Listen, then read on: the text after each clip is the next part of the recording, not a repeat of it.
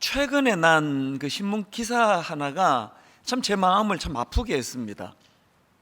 머리 기사 제목이 이랬습니다. 세상이 두려워요. 은둔 청년. 전국에 51만 명. 이 기사 내용을 보니까 지금 그 외부와 단절된 채로 그 방에만 갇혀 살아가는 은둔 청년이 사회 문제로 지금 부상하고 있다는 겁니다. 그러면서 이렇게 은둔 청년이 늘어나는 이유가 뭐냐?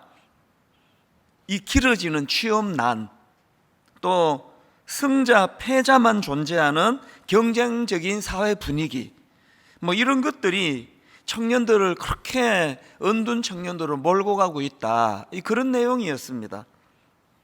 한국 청소년 정책연구원 조사에 따르면은 우리나라 청년의 4.7%가 이 같은 은둔 청년에 해당된다 그러는데, 이게 숫자로 보니까 무려 51만여 명이라는 게 어마어마한 숫자 아닙니까? 그 사실 이 은둔형 외톨이, 이 용어는요 1990년대 일본에서 나타난 현상을 설명하는 용어였습니다. 그래서 그런 기사를 볼 때마다 아이고 뭐 일본이 뭐 돈은 잘 버는지는 몰라도 그 엉망이네 나라가, 뭐 이런 생각을 하면서 기사를 봤는데, 이런 현상이 지금 우리나라에서 점점 확산되고 있는 추세라 그러니 이게 얼마나 슬픈 이야기입니까? 그 일본에 기반을 둔 은둔 청년 지원단체 한국 지부가 있다는데, 거기서 일하는 분의 분석한 글을 읽으니까 이런 내용이었습니다.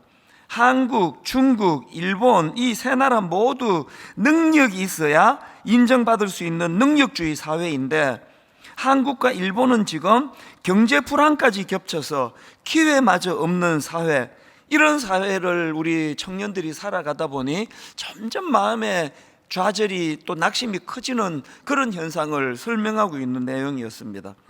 저는 이런 가슴 아픈 기사를 보면서 지금 분당 우리 교회 드림센터 사회화는 이게 정말 하나님 우리가 환원하는 이 건물에서 강도 만난 이웃을 돕는 공간이 되기를 원하는데, 이런 은둔 청년을 포함하여 너무나 갈 바를 모르는 우리 젊은이들, 그리고 수많은 강도 만난 같은 분들을 정말 잘 섬기는 공간이 되기를 원합니다. 이게 뭐 기도가 저절로 나오는 거 아니겠습니까? 어쨌든 저는 그 세상이 두려워요. 은둔 청년 전국에 51만 명 그 기사를 보고 나니까요, 오래 머릿속에 그 잔상이 남아서 참 마음이 그때 안 좋고 기분이 별로 좋지 않았던 기억이 나는데, 그러나 사실은 여러분, 이런 은둔 청년만 두려운 게 아닙니다. 이 땅을 살아가는 모든 사람들은 이 두려움으로부터 자유할 수가 없는 거 아니겠습니까? 그 교수님이 쓴 인간의 모든 감정, 이런 제목의 책이 있는데, 거기 보니까요, 이제 아기가 태어나잖아요. 그럼 아기가 태어나면 이제 5개월이 지나면서 5개월부터 7개월이 지나면서 두려움을 느끼기 시작한다, 그런 전문가의 글이 있더라고요. 이 코로나19 터지기 전에 교회에 많은 우리 애기들이 교회를 방문하고 가다가 이제 어떤 애기를 만나고 가면 모든 분들이 다 그렇지만 너무 예쁘잖아요. 그래서 한 번만 애기 한 번 안아봐도 돼요? 그러면은 이제 애기를 넘겨주거든요. 얼마 뭐 몇 초 있다가 바로 돌려줘야 돼, 주인한테. 주인이 아니라 그 애기 엄마한테. 왜 바로 그 애기 엄마한테 애기를 되돌려줘야 됩니까? 막 자지르듯이 우니까요. 참 그 어린 아기가 세상을 뭘 알길래 그 엄마 품을 떠나 낯선 사람이 자기를 나누면 거기에 벌써 공포를 느끼고 두려움을 느껴서 자지르듯이 우는 이게 인생입니다. 나이가 좀 들고 뭐 이제 뭐 체면이 있고 그래서 그 어린애처럼 막 대놓고 울지 못해서 그렇죠. 우리 모두도 그렇게 두려운 거예요. 이 땅을 살아가는 모든 사람들이 이 두려움이라는 감정을 벗어날 수가 없는 거거든요. 그러다 보니까 성경에 보면은 하나님께서 두려워하지 마라, 두려워하지 마라, 이 뭐 얼마나 자주 나옵니까? 어떤 분이 그다 새 봤는지 모르겠는데요, 성경에 두려워하지 말라는 말씀이 366번 나온대. 그래가지고 이제 1년이 365일 아닙니까? 그래서 매일매일 하나님의 두려워하지 말라는 이 말씀을 들어야 사는 게 그게 우리 인생이다, 뭐 이런 식으로 설교하는 거 다 들어보셨을 것입니다. 오늘 본문에서도 지금 하나님께서 아브라함에게 똑같은 말씀을 하십니다. 자, 오늘 본문 창세기 15장 1절입니다. 이후에 여호와의 말씀이 환상 중에 아브라함에게 임하여 이르시되 아브라함아 두려워하지 말라. 나는 너의 방패요 너의 지극히 큰 상급이니라. 지금 여러분 아브라함이 엉뚱한 길로 가고 있는 거 아닙니다. 말씀에 순종해서 하나님이 원하시는 그 길을 걸어가고 있음에도 불구하고 이 말씀을 통해 알 수 있는 거, 여전히 아브라함은 불안한 거예요. 여전히 그 내면에 두려움이 있다는 겁니다. 제가 이 창세기 15장 1절을 묵상하다가요, 굉장히 흥미로운 한 포인트를 제가 찾게 됐는데요. 자, 15장 1절을 다시 한번 보십시오. 제일 먼저 시작하는 말씀이 이후에 여호와의 말씀이 환상 중에 아브라함에게 임하여 이르시되 아브라함아 두려워하지 말라. 여러분, 여기 나오는 이후에가 왜 맨 앞에 나올까요? 뭘 강조하는 겁니까? 이후가 언제입니까? 지난주 다 살펴봤잖아요. 아브라함이 자기 힘으로 절대로 이길 수 없는 그 전쟁을 하나님이 기적 같은 은혜로 말미암아 그 전쟁에서 승리하고 그렇게 포로로 잡혀간 조카 롯을 구해갖고 온 아브라함으로 치면 막 가슴 터질 것 같은 감격적인 그 순간이 그게 이후예요. 그 제가 이 이후에라는 이 말씀을 보면서 세상 깨닫는 게 뭐냐? 여러분, 아무리 겉으로 보기에 대단한 성공이 있고 화려한 조건을 갖추고 모든 사람이 부러워한다 하더라도 사업이 너무너무 잘 되고 그냥 모든 사람들이 부러워하는 것들을 다 갖추어도 여전히 두렵다는 거예요. 전쟁에서 질 때만 두려운 게 아니라 전쟁에 승리해도 원하는 조카를 구해도 여전히 두렵다는 거예요. 그래서 제가 이 아브라함이 도대체 무엇 때문에 그런 두려움에 빠질 수밖에 없는가 보니까요, 겉으로 보여지는 그 표면적인 이유가 있고, 그런가 하면 또 하나 보다 심층적인 본질적인 두려움이 있더라고요. 표면적인 문제가 뭡니까? 왜 두렵습니까?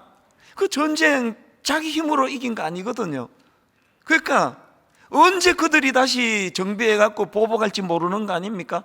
다시 그들이 보복하러 들어온다 할 때 나는 그런 힘을 갖추지 못했는데 현실적인 두려움이 있는 겁니다. 이게 우리 아닙니까? 은혜 받고 가슴 터질 듯한 감격을 느끼고 내 힘으로 할 수 없는 놀라운 그런 일을 통하여 위기를 다 겪어내도 그 다음에 또 이런 일이 생기면 또 이렇게 잘할 수 있을까? 여전히 두려운 거예요. 이게 아브라함을 두렵게 만들었을 거고요. 그런가 하면은 보다 근본적으로, 보다 심층적으로 아브라함을 두렵게 한 게 뭐냐? 오늘 본문에서 그 흐름을 쭉 보면은 금방 아브라함의 근원적인 두려움을 발견할 수가 있습니다.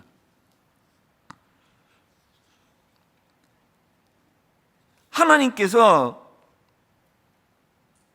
아브라함에게 1절에서 아브라함아 두려워하지 말라. 나는 너의 방패요 너는 지극히 큰 상급이니라. 세 번역으로 아브라함아 두려워하지 말아라. 나는 너의 방패다. 너가 받을 보상이 매우 크다. 이 말씀을 주시자마자 바로 받아가지고 툭 튀어나온 말이 뭐겠습니까? 바로 그 다음 나오는 2절을 보십시오. 아브라함이 이르되 주 여호와여 무엇을 내게 주시려 하나이까? 나는 자식이 없사오니. 아브라함이 하나님께서 네가 받을 보상이 매우 크다 그러니까 그 말씀 앞에 나오는 반응이 이거예요. 보상 크면 뭐합니까? 물려줄 자식도 없는데. 지금 아브라함 내면에 무슨 두려움이 있는 겁니까?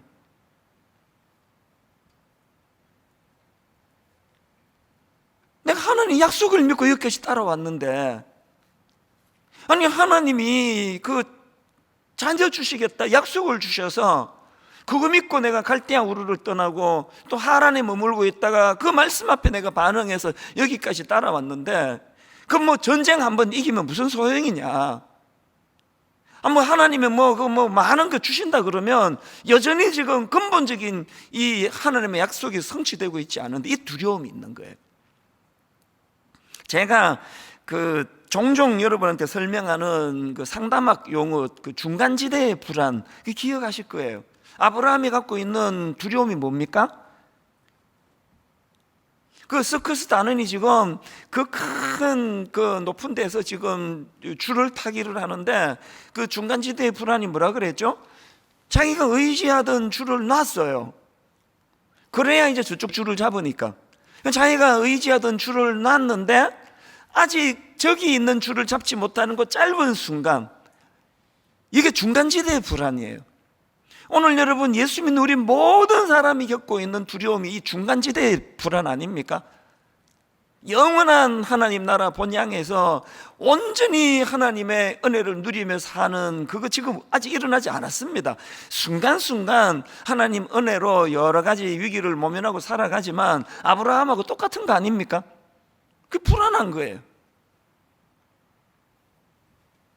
그래서 오늘 본문에서 지금 아브라함은 이 미래에 대한 불확실성, 이 미래에 대한 불확실성 때문에 그렇게 마음에 두려움이 있는 걸 감정을 지금 노출을 시켰는데요. 근데 여러분, 이런 미래에 대한 불안한 두려움이, 상황이 이게 왜 위험한지 아십니까? 이 불투명한 미래에 대한 두려움을 안고 있는 그 사람들은요, 이 판단력이 흐려져요. 그 두려움이 우리의 상황 판단을 오판하게 만드는 거예요. 지금 아브라함을 보십시오. 본문 2절 다시 보십시오.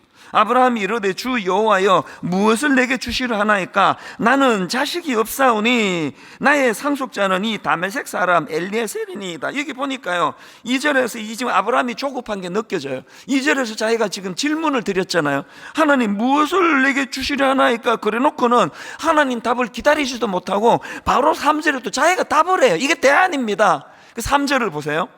아브라함이 또 이르되 주께서 내게 씨를 주시 아니하셨으니, 자기가 생각하는 대안, 내 집에서 길린 자가 내 상속자가 될 것이니이다.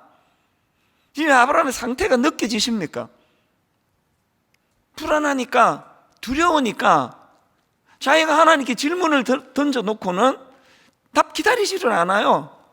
기도는 기도대로 하고 자기 하고 싶은 대로 하고 사는 게 이거 우리 아닙니까?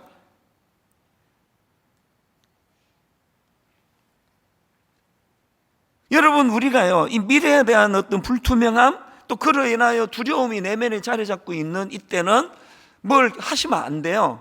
왜? 이게 상황 판단을 못하게 흐리게 만든다 그랬잖아요. 저는요, TV를 보다가 시사 프로그램 이런 거 보다가 진짜 가슴 아플 때가 있습니다. 조기 은퇴하셔가지고 막 퇴직금 받고 막 그동안 모은 돈 다 끌어모으고 그래가지고 이제 치킨집 하나 내야 되겠다. 그러다가 그냥 다 털어먹고 그래갖고는 지금 뭐 어쩔 줄 모르는 상황이 됐다. 이런 걸 제가 보면은요, 남의 일인데도 제 마음이 먹먹해요. 저 어떻게 해야 되나? 젊을 때는 다시 일어서기라도 하지. 그 퇴직하면서 모든 거 지금 다 이제 이거 어떻게 해야 되나?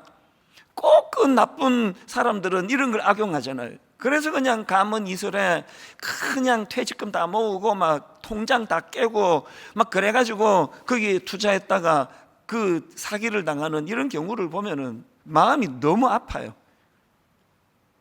왜 그렇게 귀가 얇아지고 그렇게 현명하고 똑똑하던 그분이 그런 일에 속아가지고 그냥 홀라당 재산을 다 까먹느냐 말씀드렸잖아요. 여러분, 막연한 미래에 대한 불투명한 미래에 대한 두려움이 엄습할 때는 판단력이 흐려져요.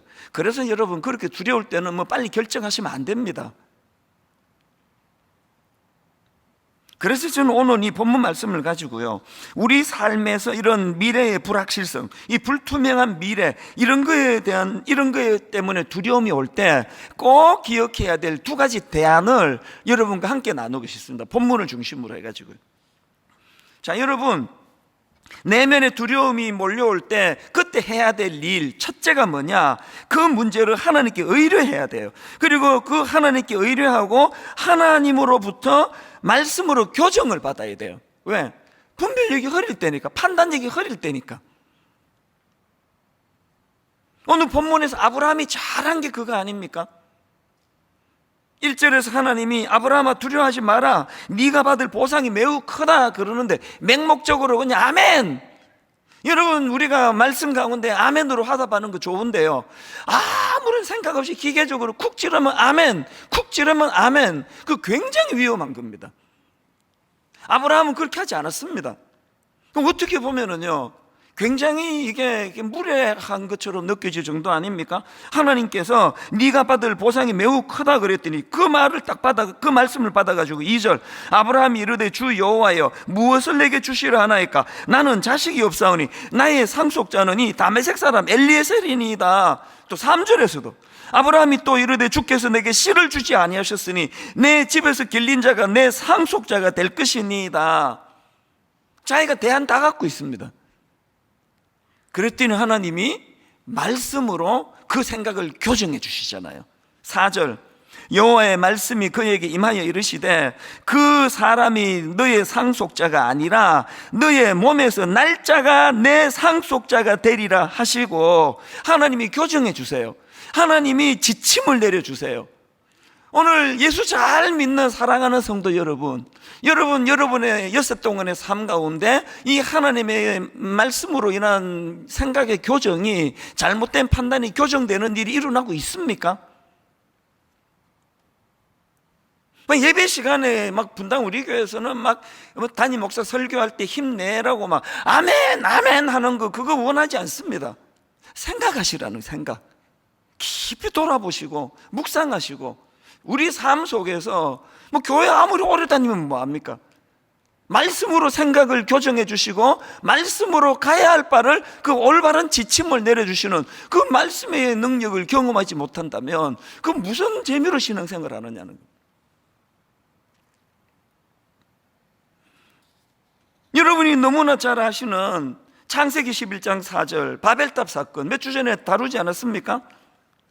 또 말하되 자 성읍과 탑을 건설하여 그 탑 꼭대기를 하늘에 닿게 하여 우리 이름을 내고 온 지면에 흩어짐을 면하자 하였더니, 여러분 사실 그 홍수 이후에 그분들 이해가 되는 거 아닙니까? 홍수를 겪고 나니까 그 트라우마 얼마나 두려웠겠냐고 이해가 되는 거 아닙니까? 왜 높은 탑을 쌓았을까 추측해 보니까, 그래야 또 홍수 같은 게 오면 우리가 피할 수가 있는 거 아니냐, 너무너무 이해가 되고 공감이 돼요. 그러나 여러분, 바벨탑 사건 사람들이 치명적으로 저지른 잘못이 뭡니까? 아브라함이 했던 거, 하나님께 의뢰해야죠. 하나님, 홍수 이후로 우리 너무 두렵습니다. 이거 어떻게 하면 좋겠습니까? 인간의 원죄가 뭔지 아십니까? 아담과 하와가 범죄하고 창세기 3장에서 그가 보여준 너무나 잘못된 그 모습이 오늘 우리의 모습이에요. 창세기 3장 8절, 그들이 그날 바람이 불 때 동산에 거니시는 여호와 하나님의 소리를 듣고 아담과 그의 아내가 이제 범죄하고, 보세요, 여호와 하나님의 낯을 피하여 동산나무 사이에 숨은지라. 여호와 하나님이 아담을 부르시며 그에게 이르시되 네가 어디 있느냐? 이르되 내가 동산에서 하나님의 소리를 듣고 내가 벗었으므로 그 다음에 두려워하여 숨었나이다. 원죄의 가장 치명적인 게 이거예요. 하나님과의 단절, 숨어버리고 지방식대로 옷 지어 입고, 이게 혹시 우리의 모습 아닙니까? 여러분, 그 바벨탑 사건의 그 사람들이 오늘 우리의 모습 아닙니까? 두려우니까 그 짓 한 거 아닙니까? 두려우니까. 오늘 저는 이 예배와 이 말씀을 통하여 아브라함에게 배우게 되기를 바. 우리 하나님은요, 이게 어떻게 잘못 들으면 엄청 그 무리한 것처럼 보이잖아요. 아니, 하나님이 너에게 모든 거 공급해 주겠다 그러는데, 공급해 주면 뭐합니까? 내가 자식이 없는데. 이게 굉장히 그 당돌해 보이는 느낌을 가져다 주지만, 그러나 하나님은 그걸 탓하지 않으시잖아요. 시편 한번 읽어보세요. 하나님은요, 인간의 희로애락을 다 허용해 주세요. 시편에 하나님 찬양만 있는 거라 생각하시면 그거 오해십니다. 하나님 향한 원망, 하나님 향한 그냥 왜 악한 것들 내버려 두시느냐고부터 시작해가지고 그 사람의 모든 희로애락의 감정을 다 쏟아놓는 걸, 그걸 허락해 주시는 우리 하나님이세요. 그래서 저는 인생의 불투명한 미래에 대하여 두렵고 불안하고 그러면 지금은 내 인생을 하나님께 의뢰할 때구나. 하나님께 내 인생을 자꾸 질문하고 어떻게 하면 좋을지. 하나님, 내 분별력은 너무나 흐리니. 그래서 여러분, 베드로전서 5장 7절 개역 한글입니다. 너희 염려를 다 주께 맡겨버리라. 이는 저가 너희를 권고하심이니라. 너희 염려를 다 누구에게? 주께 맡겨버리라. 이는 저가 너희를 지도해 주시기 때문이에요. 두 번째로요, 우리 내면에 두려움이 몰려올 때 대안이 뭐냐? 보다 넓은 시야로 그 상황들을 바라보는 훈련이 필요합니다. 그 5절에 하나님 굉장히 독특한 행동을 하세요. 4절에서 아브라함의 생각을 교정시켜 주시고 말씀으로 교정시켜 주시고, 보통 그렇게 끝내잖아요. 말씀으로 교정시켜 주시고, 그리고 5절에 보니까 그를 이끌고, 이게 굉장히 강렬한 표현이에요. 그를 이끌고 밖으로 나가 이르시되 하늘을 우러러 뭇 별을 셀 수 있나 보라. 또 그에게 이르시되 내 자손이 이와 같으리라. 제가요, 지난 한 주 내내 이거를 묵상을 했어요. 하나님 왜 이러시? 알 것 같은데 어렴풋이. 왜 하나님은 말씀으로 다 주시고 평소에 안 하시던 그를 강렬한 표현으로 그를 이끌고, 그리고 밖으로 데리고 나가 하늘을 우러러 무별을 셀 수 있나 봐라. 네 저거 다 셀 수 있어? 왜 이러셨을까? 제가 이거를 한 일주일을 묵상을 하는 가운데 성경의 한 구절 하나가 툭 이렇게, 제가 이렇게 툭 떠올려진 성경 구절이 예레미야 32장 17절입니다. 세 번역입니다. 이 감탄사. 옛날에 우리 이런 거 갖고 이제 농담하고 그럴 때 이 바보 도 터지는 소리다, 그런 이야기를 했어요. 주 하나님 보십시오. 크신 권능과 펴신 팔로 하늘과 땅을 지으신 분이 바로 주님이시니. 그 다음 보세요. 주님께서는 무슨 일이든지 못하시는 일이 없으십니다. 하나님이 아브라함을 왜 이끌고 밖으로 나와 하늘의 별을 보라 그러셨겠냐고. 여러분, 미래에 대한 불투명한 두려움에 빠져 있는 분 다 아실 거예요. 생각이고 뭐고 행동이고 뭐고 점점 안으로 그렇게 좁혀지는 거 아닙니까? 온통 그 좁은 생각에만 몰두가 되는 그런 상황에 있던 아브라함, 온통 왜 내게는 자식이 없는 거지? 하나님 약속하셨는데 왜 안 주시는 거지? 이런 생각에만 몰입하고 있는 그 아브라함을 하나님이 그를 데리고 밖으로 나가셔 뭘 보여주셨습니까? 수많은 뭇별대로. 너 저거 셀 수 있니? 아브라함의 생각이 자기 안에 고착되지 않고 생각의 지경이 더 넓어지기를 원하는 겁니다. 여러분, 이런 거 저 따라 좀 하시면 좋은데요, 저는요 새벽에 일어나가지고 종종 창문을 열고 하늘을 올려다봐요. 지난 금요일도요 새벽에 일어나가지고 이제 하늘을 올려다보는데, 우선 요즘 공기가, 새벽 공기가 너무 좋고요, 공기만 좋은 게 아닙니다. 하늘을 보니까 막 그 시골에서 보는 막 별이 이건 없어요. 별이 그렇게 선명하게 잘 보이는 건 아닌데, 지난 금요일에 막 달이 너무 아름답게 떴어요. 아름답게 달이 막 너무 둥글게 떠 있는 걸 제가 보는데, 영적으로 제가 이 리프레시가 느껴지는 거예요. 제가 그 하늘을 이렇게 바라보면서 독백이 나오더라고요. 이 기도도 아니고 독백이에요. 하나님, 이번 주일날 설교하게 될 아브라함처럼 저도 내면에 두려움이 많습니다. 하나님, 제 안에 두려움이 많은데 이거 아내한테도 잘 얘기를 못하고요, 성도들한테도 얘기를 못합니다. 성도들한테 얘기하면 성도들이 불안해 하시니까. 그 창문을 열고 바라본 그 하늘을 바라보면서 그 새벽에 제가,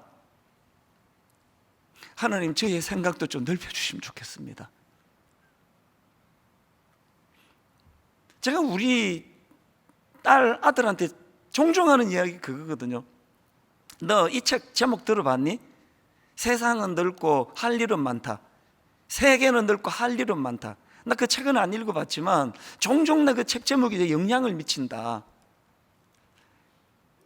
어떻게 니들은 행동 반경이나 생각하는 게, 아니 그 중학교 1학년 때 발견한 그 꿈 가지고 있다면 그거 온 세상이 그거 하나밖에 없는 것처럼 살아가면 그건 너 굉장히 나중에 후회하게 된다. 눈을 좀 더 높은 데로 돌려라. 1층에서 바라보는 그 주변 세계하고 드림센터 13층 옥상에 가서 바라보는 분당이 다 보인다.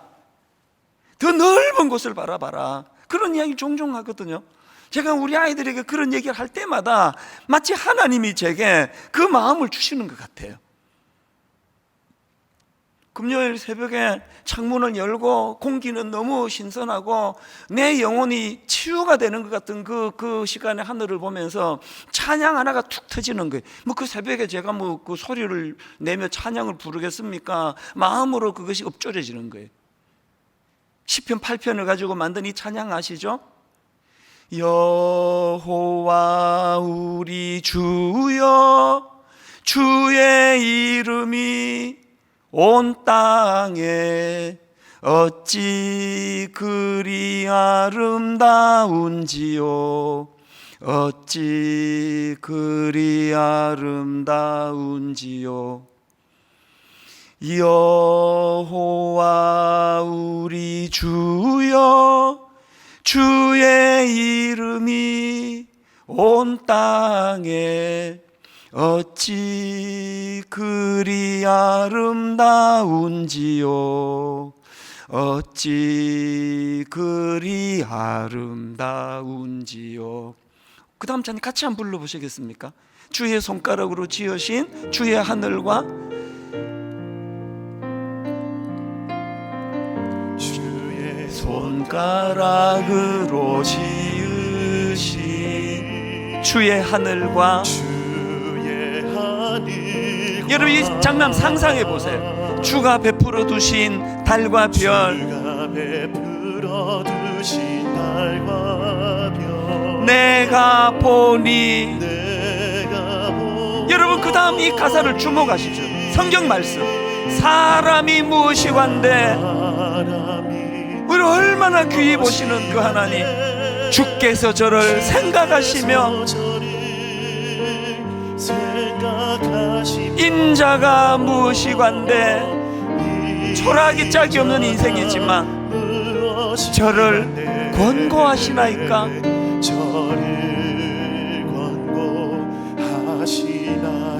여호와 우리 주여, 주의 이름이 온 땅에, 너무나 우리를 아름답게 귀히 보시는 그 하나님, 어찌 그리 아름다운지요.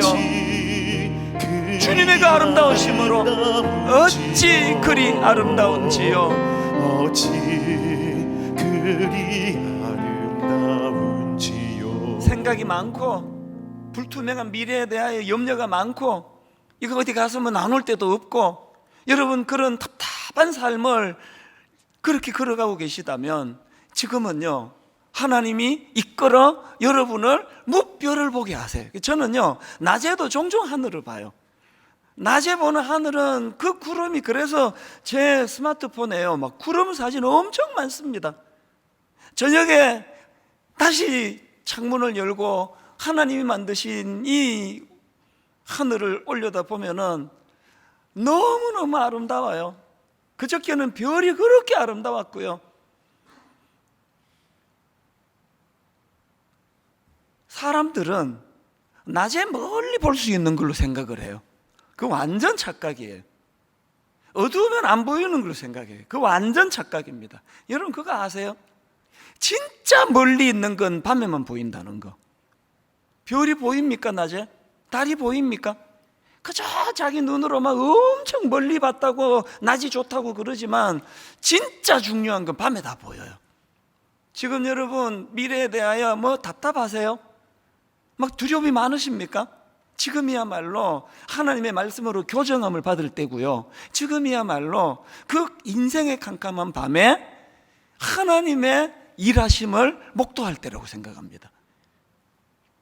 혹시 여러분 그 고도원 원장님이라고 다 아시는지 모르겠는데 아실 거라 생각해요. 이분은요 이 메일이 처음에 이제 확산이 되던 그 시점에 고도원의 아침 편지 이런 타이틀로 매일 아침 주옥 같은 그 짧은 그런 글로 이제 메일을 보냈는데, 여러분 놀라운 건요, 이 아침 편지 독자가요 거의 400만 명에 이르러 400만 명. 막 엄청난 일을 하신 분인데, 지금 이분이 이제 재단을 만들어서 충주에 있는 산이에요. 그 한 7만 평 되는 땅에다가 깊은 산속 옹달샘 이거를 운영하고 계시는데요, 거기서 이제 대안학교를 하고 또 쉼터, 지친 사람들이 거기 와서 그렇게 쉼터 또 먹거리 이런 것들을 잘하고 있는 그런 곳이라서, 지난주에 제가 가평우리 마을에 임정택 대표하고 같이 거기를 방문을 했습니다. 거기를 방문하고 전체를 둘러보고, 그리고 이 고도원 대표님과 만나가지고 이제 하루를 같이 보냈거든요. 돌아오는데 얼마나 마음이 벅찬지를요, 제가 임정택 대표에게 이제 우리 가평 우리 마을 저곳이 진짜 쉼터가 되도록 할 수 있겠다, 한 개인이 저렇게 하시는데 마음에 꿈이 막 생겨지는 이분이요, 연세가 70이십니다. 대화를 하는데 청년보다 더 큰 꿈을 갖고 계시는 거예요. 알고 봤더니 이분이요, 장로님이세요. 시골 교회 목사님, 아버님이 목사님이셨어요. 제가 언젠가 이분의 그 청소년들한테 했던 강의를 유튜브로 제가 본 적이 있는데요, 시골교회 목사님 자녀들 뭐 아시잖아요. 우선요, 너무너무 가난해가지고 도시락을 싸가지고 다니지 못할 만큼 가난하셨대요.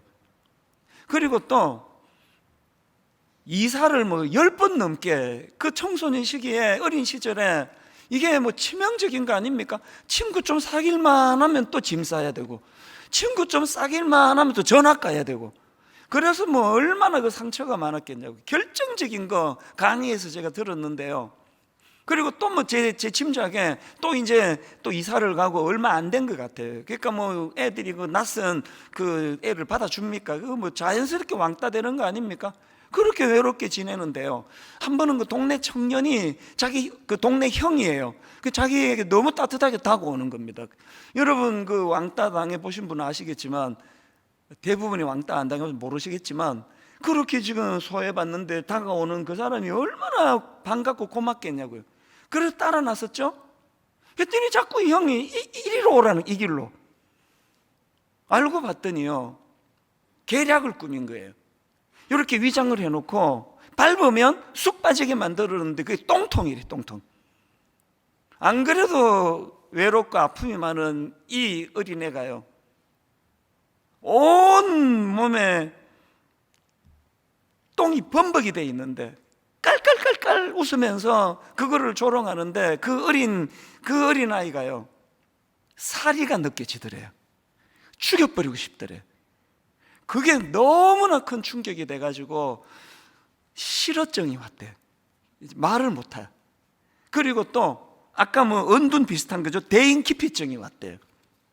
그때부터 이제 문 밖을 못 나가는 게 상처가 너무 커가지고 하루 종일 집에만 그렇게 머물러 있는데 뭘 하겠습니까, 그 시골에. 근데 아버지가 목사님이시니까 집에 있는 게 책밖에 없어. 근데 여러분 그 어린애가 그 아버지 책을 글쎄 그거를 읽어낼 수 있을지 모르겠는데, 그래서 하루 종일 책만 읽었대요. 뭐라고 강의할 때 아이들에게 뭐라고 그 말씀하시는지 아십니까? 이분이요, 그 고독하고 외로운 시간에 할 게 없어서 책을 읽기 시작했는데, 이분 표현으로 그때 똥통에 빠진 그 사건은 대한민국 최고의 독서가를 탄생시키는 순간이었다고.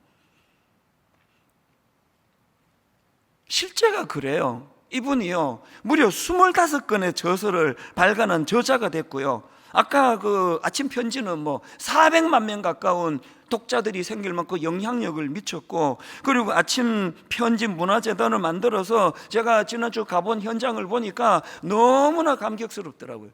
그 엄청난 일을 하게 된 첫 단추가 똥통에 빠지는 그 일로 시작이 됐다. 이분이 쓰신 책 제목 중에 꿈 넘어 꿈, 제가 전에 한번 인용해 드렸잖아요. 오늘도 저는 제 마음에 이분 책 제목이 있어요. 꿈 넘어 꿈. 그 어린 청소년들을 상대로 한 강의에서 이런 말씀을 하시더라고요. 자기가 이제 그 일을 당하고 대인기피증이 오고 실어증에 빠지고 그래가지고 이제 집에 있는 게 책밖에 없어가지고 그 책을 많이 읽어가지고 이런 작가가 됐는데 애들한테 이런 말씀 하시더라고요. 그때 만약에 내가 집에서 그림을 그리기 시작했다면 내가 피카소 같은 위대한 화가가 됐을지 모르고, 그때 그 집에만 갇혀있던 그 상황에서 내가 노래를 계속 연습을 했으면 성공한 가수가 됐을지 모르겠다. 애들이 깔깔깔깔 웃는데요, 저는 울었습니다. 왜? 그 말이 너무 맞아가지고.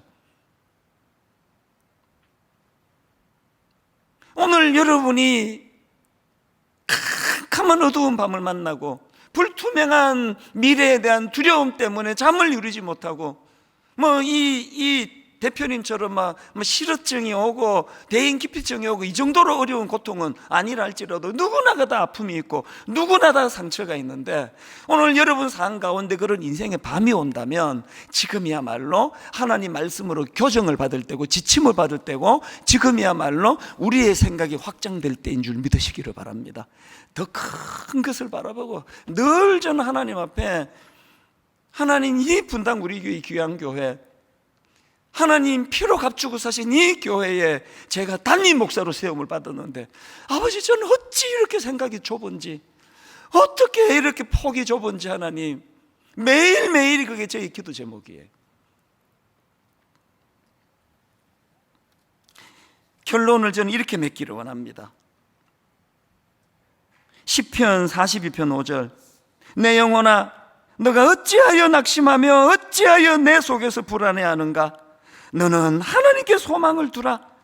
여러분, 마음에 낙심이 오고 마음에 불안이 오면 그때는 해야 될 지침이 이겁니다. 너는 하나님께 소망을 두라.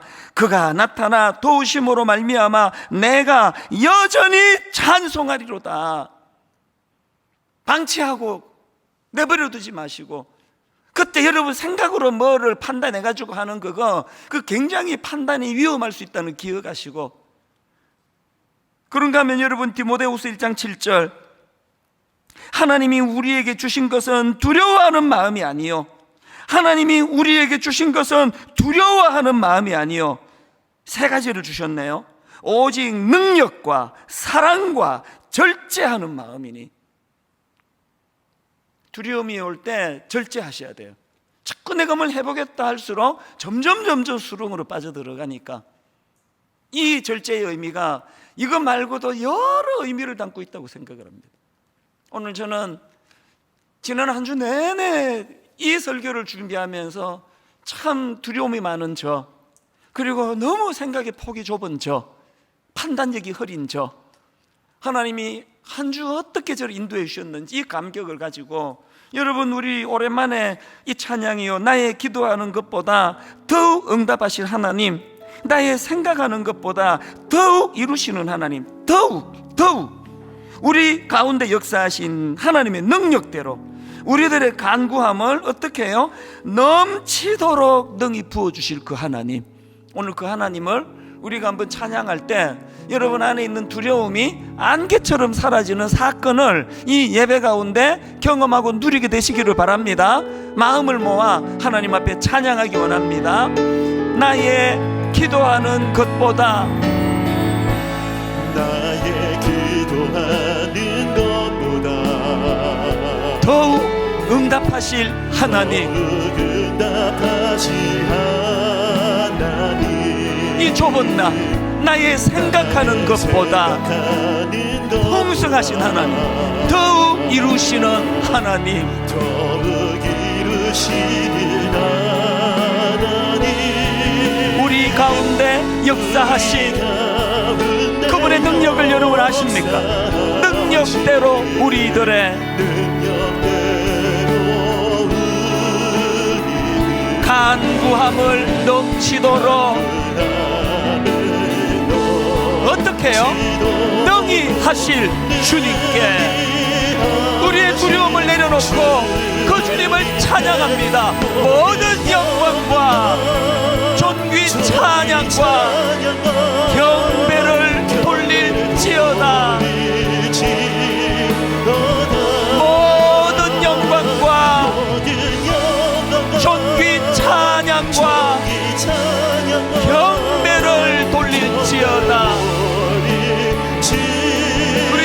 고백합니다.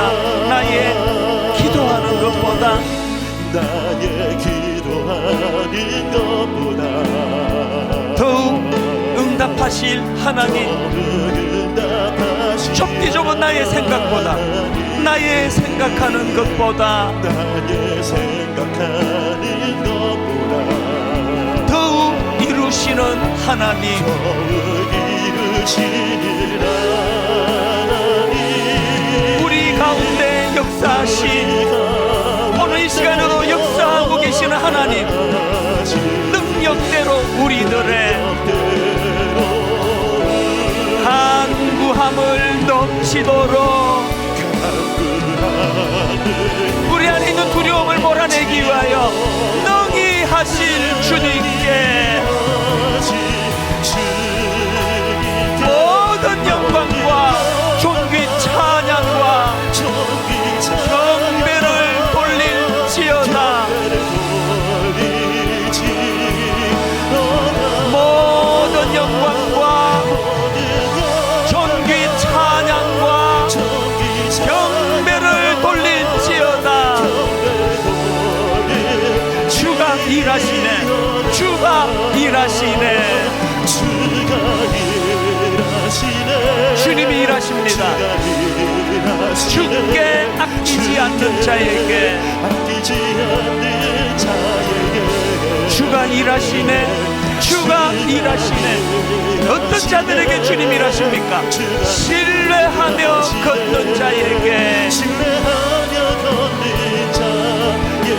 날이 저물어 빈들에서 걸을 때, 여러분, 그때가 하나님의 때. 내 힘으로 안 될 때, 빈손으로 걸을 때, 그럴 때 이렇게 고백하랍니다. 내가 고백해 여호와 이래. 주가 일하시네, 주가 일하시네. 주께 아끼지 않는 자에게 주가 일하시네, 주가 일하시네. 신뢰하며 걷는 자에게. 우리 다시 한번 1절 이렇게 한 번 더 노래합니다. 날이 저물어 갈 때, 빈들에서 걸을 때, 그때가 하나님의 때. 내 힘으로 안 될 때, 빈손으로 걸을 때, 여러분 그럴 때 고백하셔야 합니다. 내가 고백해 여호와 이래. 주가 일하시네, 주가 일하시네. 주께 아끼지 않는 자에게 주가 일하시네, 주가 일하시네. 신뢰하며 걷는 자에게 우리 다 자리에서 일어나셔서 선포합니다. 주가 일하시네, 주가 일하시네. 주께 아끼지 않는 자에게 주가 일하시네, 주가 일하시네. 신뢰하며 걷는 자에게, 신뢰하며 걷는 자에게, 신뢰하며 걷는 자에게,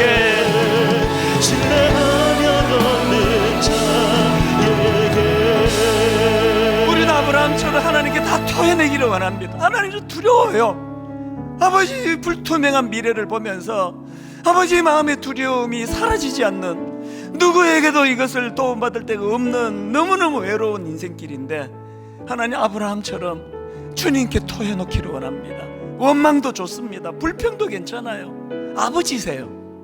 하나님 너무 힘듭니다. 너무 외롭습니다. 그런가 하나님, 우리의 생각의 폭을 좀 넓혀주시기 원합니다. 아브라함에게 그랬던 것처럼 이렇게 좁디 좁은 이 시야를 가지고 너무너무 폭이 좁은 내 인생에 하나님 무뼈를 바라보며 하나님 꿈을 우리에게 주시기를 원합니다. 오늘 주신 말씀 기억하시면서 이 시간 하나님 앞에 말씀 듣고 다 하나님 앞에 토해놓으시기 바랍니다. 아버지, 오늘 그 아브라함이 저의 모습입니다. 그 아브라함이 치유받았던 것처럼 저도 하나님의 능력으로 치유받게 될 줄 믿습니다. 한 목소리로 통성으로 같이 기도하시겠습니다. 살아계신 하나님 아버지, 하나님의 오늘 이 시간 아버지 감사함으로 감격함으로 아버지 예배의 자리에 임하게 되니 감사합니다. 하나님 아버지, 아브라함이 가졌던 그 두려움이 저의 두려움입니다. 하나님, 아브라함이 가졌던 그 마음의 두려움이 아버지 이것이 바로 저의 두려움입니다. 하나님, 그래서 내가 판단력이 흐려지는 것입니다. 하나님을 배제한 내가 결정하는 그 모든 것들이 다 아버지 잘못되기가 쉬운 분별력이 흐려지는 이때에 하나님의 지침을 받기 원합니다. 하나님의 지도를 받기 원합니다. 하나님 아버지, 너무나 좁은 우리의 생각을, 너무나 좁은 우리 생각의 틀에 갇혀 있는 우리를 하나님 오늘 예배의 자리를 인도해 주시고 말씀으로 교정해 주시며 말씀으로 지침을 주시니 감사합니다. 오 하나님 아버지, 주가 일하시네, 주가 일하시네. 신뢰하며 걷는 자에게 주님이 일하신다 말씀하시는데 오늘 우리가 그 하나님을 신뢰하며 나아가기를 원하오니 오 하나님 아버지, 그렇게 인도하여 주시기를 원합니다.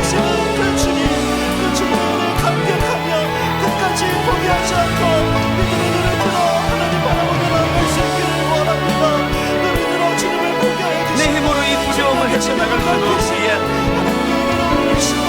그래서 그 은혜의 자리로 나가기를 원하오니 주님 인도하여